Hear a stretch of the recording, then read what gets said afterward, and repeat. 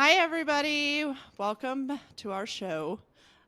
We have Eli Masud on with us today. He is a real estate mogul out in Chicago, Illinois. He runs Second City Agents out there, a team of 10 agents. He's a badass. He's done over 300 million in the last 5 years, so he's killing it. Um, yeah, so here he is. He's coming on with us, and let's roll. Let's Thanks roll. for having So, me, Eli, guys. thanks for being here. So, Eli, first of all, I just want to say congratulations to all of your success. And I want to take a moment, and I always love doing this, my friends. I say snaps for Eli because you have done with your team over $300 million in real estate.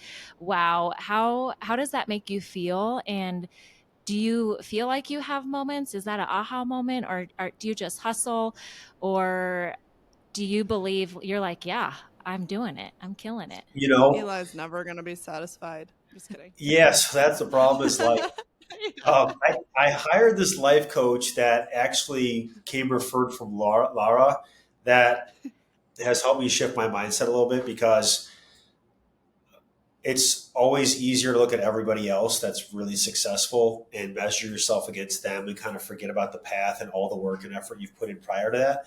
So it's like I feel like is like I've hit the next tier, but there's like another couple to go, if that makes sense. Hmm. But it's even taken me a while to realize that.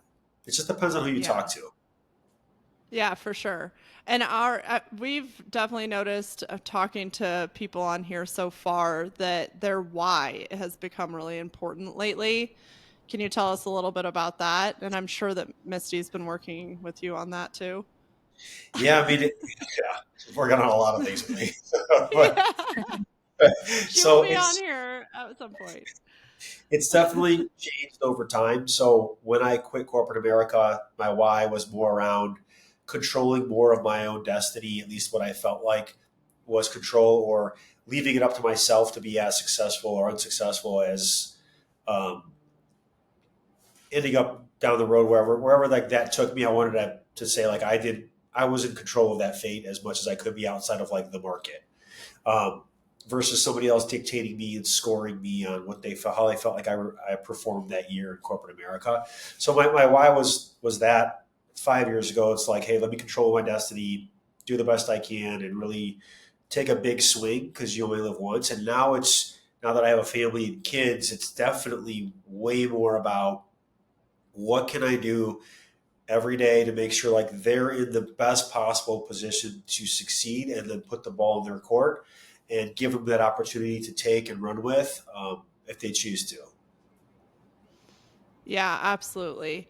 Do you have like a success story that you can share with us that's most memorable to you so far? I mean, it's hard to pick one. I think honestly, like this is probably going to You be can an tell answer us a for. funny one. Yeah, I think yeah. I'll just because no one knows the difference, anyways. But I think like in terms of a real estate sale, I think um, the biggest one of my career is actually coming up, and it's closing August 6th.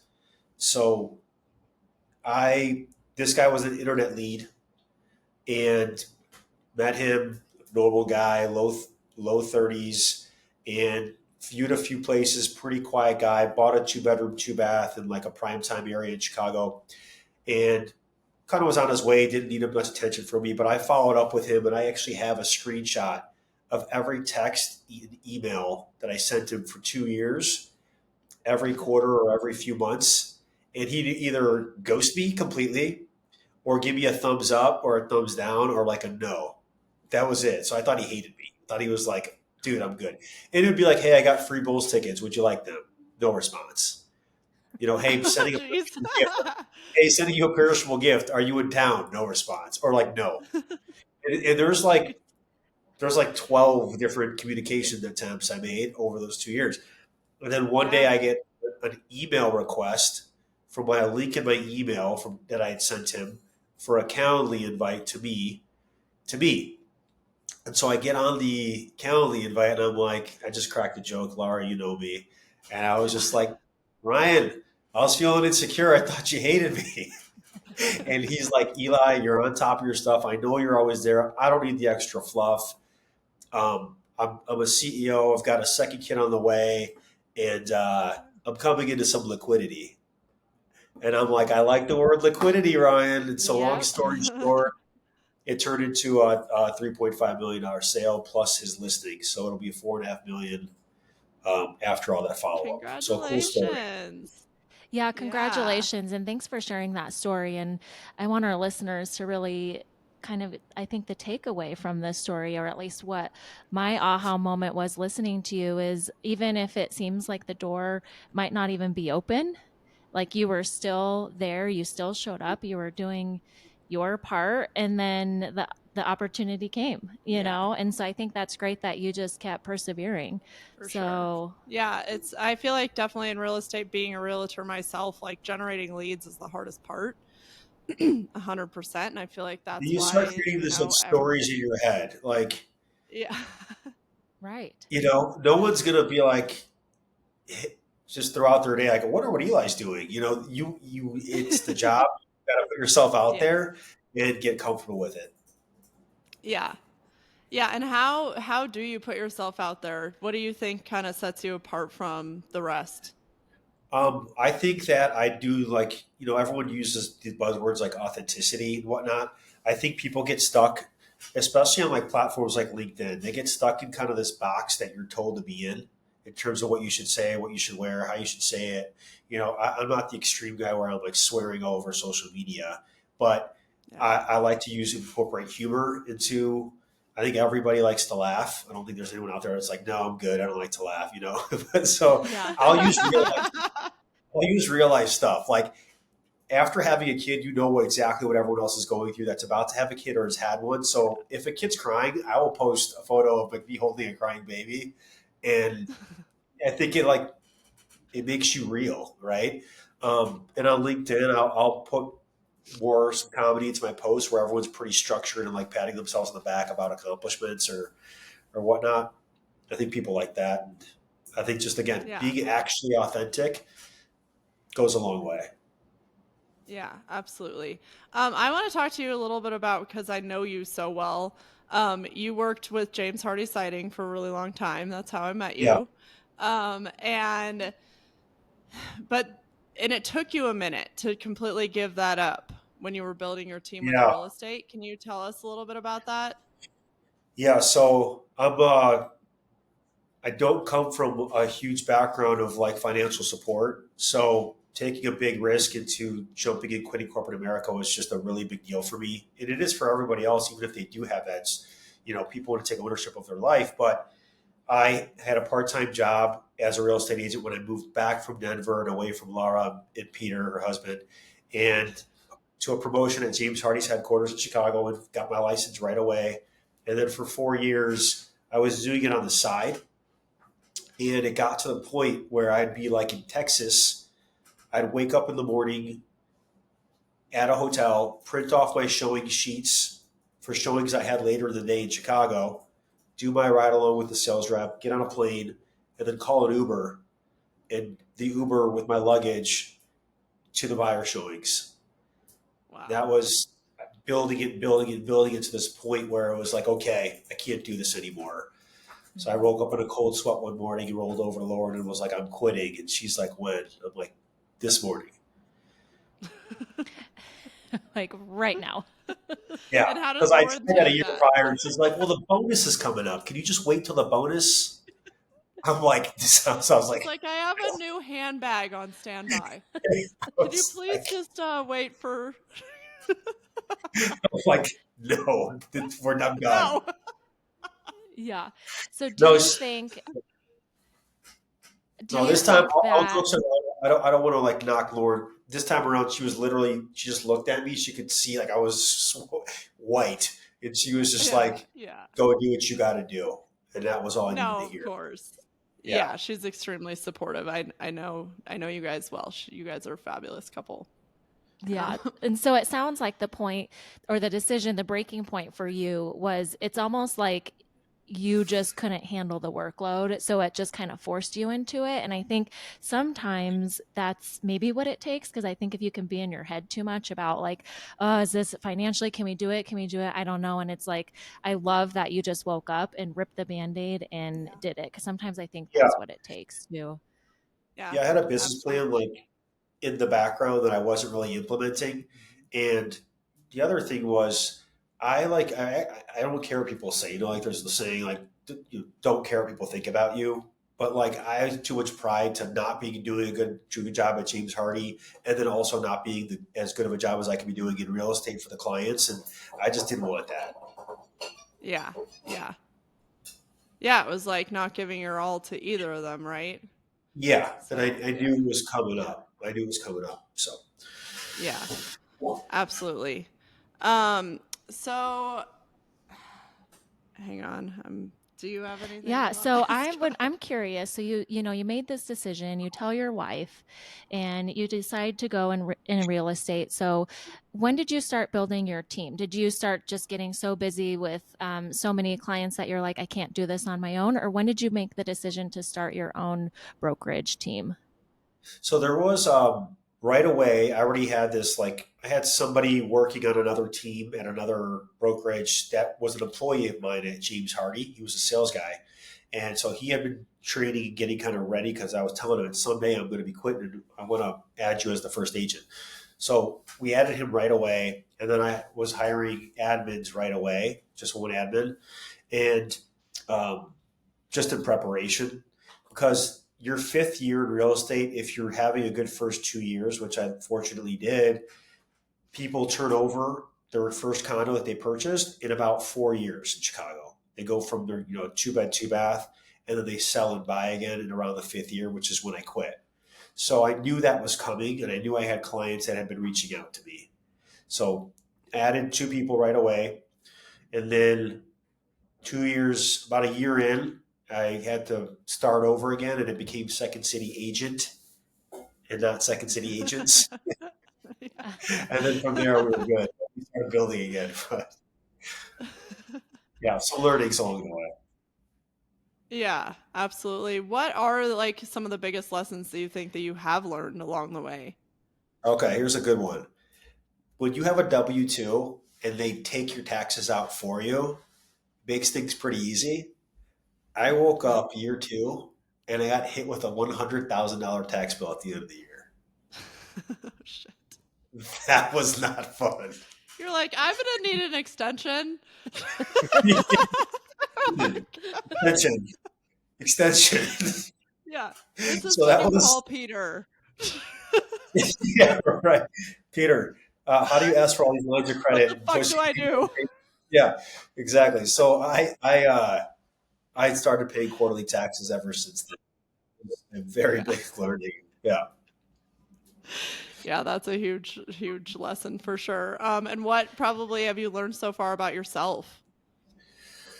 I think something about me that I can improve on. I'll kind of put it. Well, one is like I know I'm resilient, and I'm like I know when my back's against the wall type of thing. I'm always going to perform.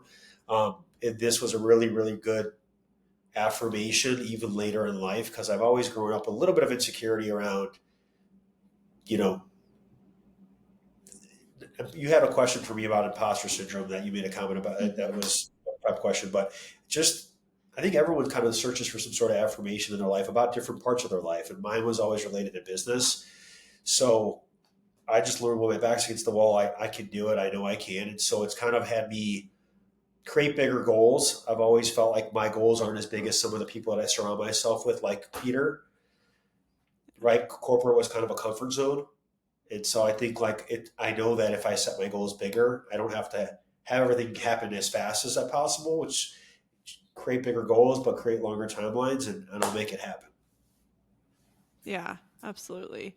And you, so you've always been like a volleyball star, and you've I was, been extremely athletic kind of your whole life until recently, you were just telling me. yeah, that was the reason that spurred my call with life coach call with Misty. I was like, Misty? I have a dad belly. I haven't played volleyball in 2 years.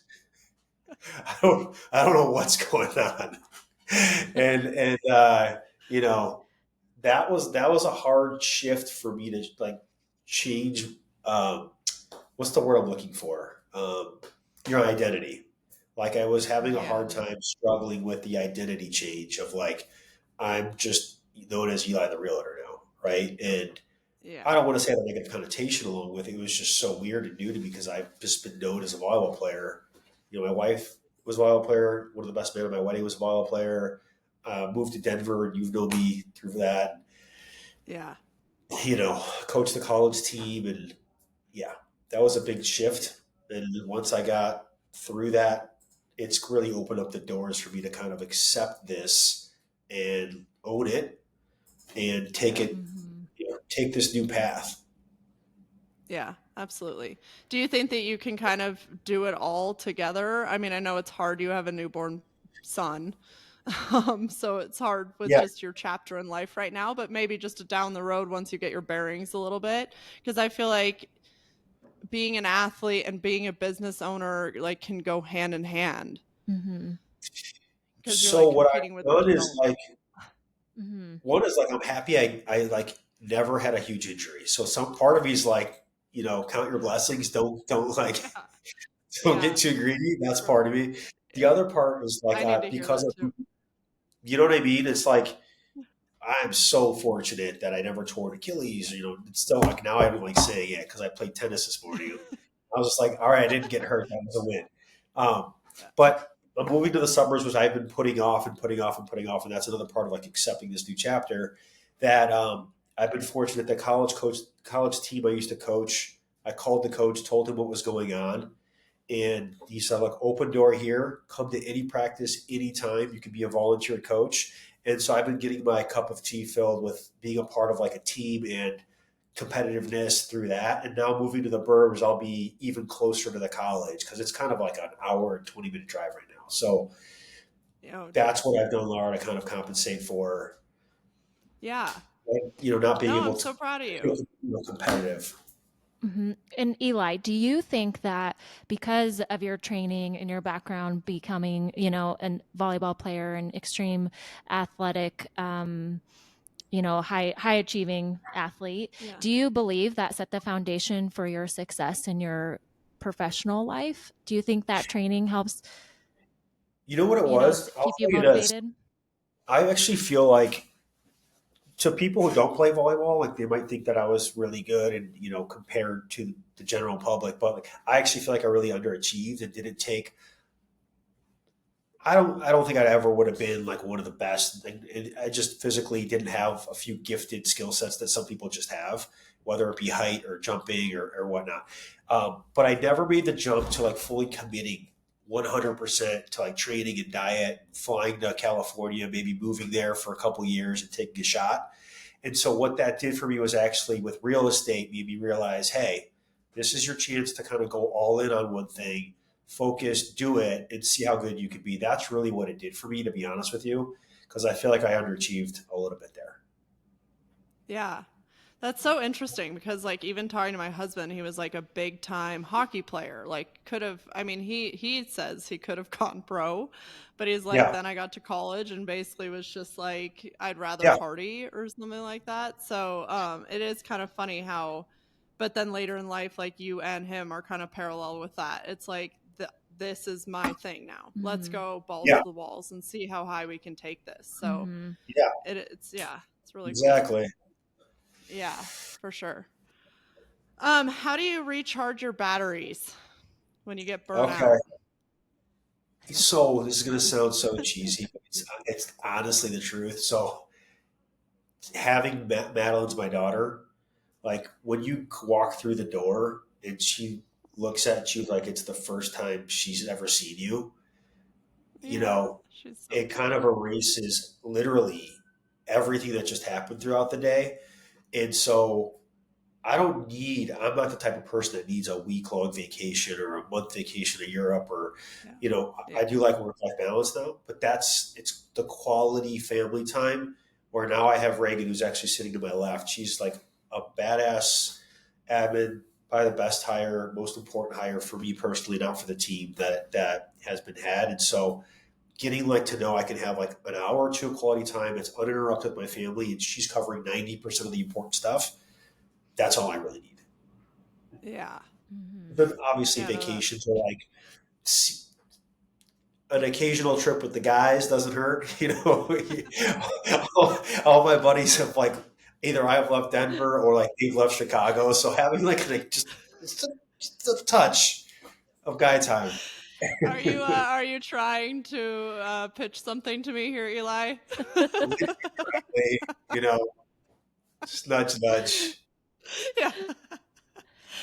You're more than welcome. You just gotta take up golf apparently nowadays. Well, the awesome thing about you and Lauren, and I'm going to plug for Laura too, but like, is I don't think either Peter or I have ever felt like we're on any leash, almost to like a detriment. But like, Yeah. so I know that I can have that time if I need it or want it. Yeah. Yeah. Yeah. Absolutely. Um, so we've kind of touched on this a little bit, but are there any like big, huge challenges that you've run into, and like how did you overcome them? Because I feel like a lot of the listeners that are going to be listening to this are Yeah, probably up against a lot and yeah. need I mean, I help. would say, I would say, depending on where they're at, like the first one is making the jump, choosing to do it is the hardest thing. Like, do you know how many people I run across? And like, Laura, I'll give you credit. How many people I meet that say I'm going to get my real estate license? I'm thinking about getting my real estate license, and it's not a knock. It's just like saying it and doing it are two different things. Yeah. So whatever everyone has ideas. Like, oh, have you? Here's an idea, and here's an idea. And it's like that's the easy part. But if you have it in your head, just go forward and do it. The downside is so much smaller than you think it is. It is just way smaller than you think it is. And these other jobs that you might be leaving if you're in the same boat as I was in, they're always going to be there. Yeah. They're not going anywhere. So that was the biggest thing, was like a mindset around like all the reasons why it might not work and all the downside behind what would happen if I made this jump. Getting your mind straight and just trusting it and doing it, as long as you have like calculated plan, you're not just free in it, without any plan in place. That's one. And then the other one would be around building a team, like trying to do it all yourself, is the number one hurdle people have. I feel like is they think that no one can do the job as good as them, and so or they're like perfectionists, and so they get stuck and then they cap out. You can only do so much yourself. So again, it's a mind shift, and it's also hiring the right people. Yeah. So you can't do it alone, especially if you want to grow and get bigger and have bigger goals. Yeah, absolutely. And how do you hire the right people? Trial and error is one, but most of it's organic. Um, we focus on culture. I need to make sure I like work with you. It's like their skill set's one thing, but I put a lot of blood, sweat, and tears into building this. So I want to make sure that my brand is this. When people think of them, there's only positive thoughts that come with me mentioning, oh, so and so works for me. That's one. And then the other one is obviously performance and all these other criteria. We do a personality test. Um, but organically, honestly, every single hire we've had, I've never put a job post up. It's all been referrals, recommendations, and my internal Oh, wow. network. Yeah. Yeah, it's awesome. Eli, I've heard you mention this throughout the podcast, and I want to take a minute and reflect, but you've mentioned mindset a lot.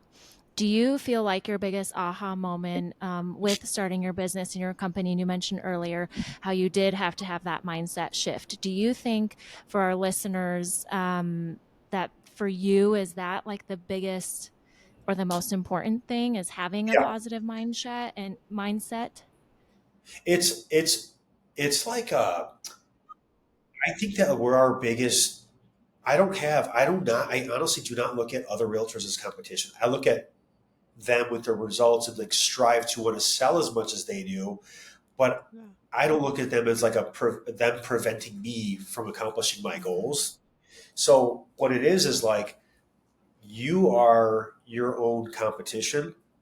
And so getting past yourself and your assumptions that you make are the biggest hurdle people have. And that's in like every aspect of life. Like if I think I'm out of shape, I can tell, I tell someone else, they're like, what are you talking about, man? Like you're pretty thin and lean and, Yeah. whatnot. So you just tell yourself all these stories. You're your hardest critic and you create all these reasons why something can't work versus creating you have the same opportunity to tell yourself all the reasons it could work or how it could work. But everybody's main reaction is like why it's not a good idea, why it won't work, what the downsides are, and you're like, why am I doing this to myself? Yeah. So Totally. yes, to answer your question, yeah, I think Yeah. it's getting the negativity out of your head and shifting your mindset to all the reasons why it can work, why it would work, how you can do it. Because if you look around, I always tell people this. Lauren, my wife, hates this. I'm like, she's like, well, but how are we going to do X, Y, Z? I'm like, we've been to the moon. We can figure out scheduling, Yeah. how to pick up our daughter. Like Yeah. It seems impossible sometimes, though. I gotta hand it to her. that's actually true. That's There's not actually enough time in the day physically. yeah, yeah. But you know what I mean? Like, look around you. It's like so Yeah, much as yeah, skyscrapers are built, planes are in the sky. You're like, yeah, you can figure it out. You can figure it out. It sounds like it's just like you got to just take the leap, yeah, make the decision, have the right mindset, building your team around you, and just go for it, everybody. yeah, Why not? 100%. Go for it. Like, go yeah, for it. You do not. The one thing, the most expensive price you're going to pay is regret. Mm-hmm. yeah. Absolutely. What do you think though is like the main difference between somebody like you and all the other CEOs out there, and then some people like Reagan, the girl that's like, I got this guy's back, and she's probably also just as fulfilled as a CEO would be, maybe more Reagan, so. what do you think sets you apart, Reagan?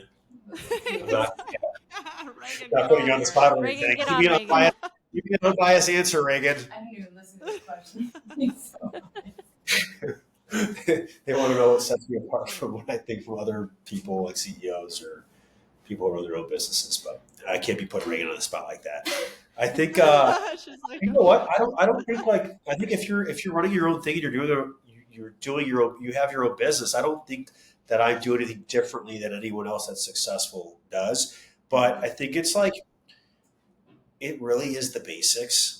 I think people want to jump past the basics and do all these like fancy, cool, fun things that give them vanity or are easier, but it's the yeah, basics.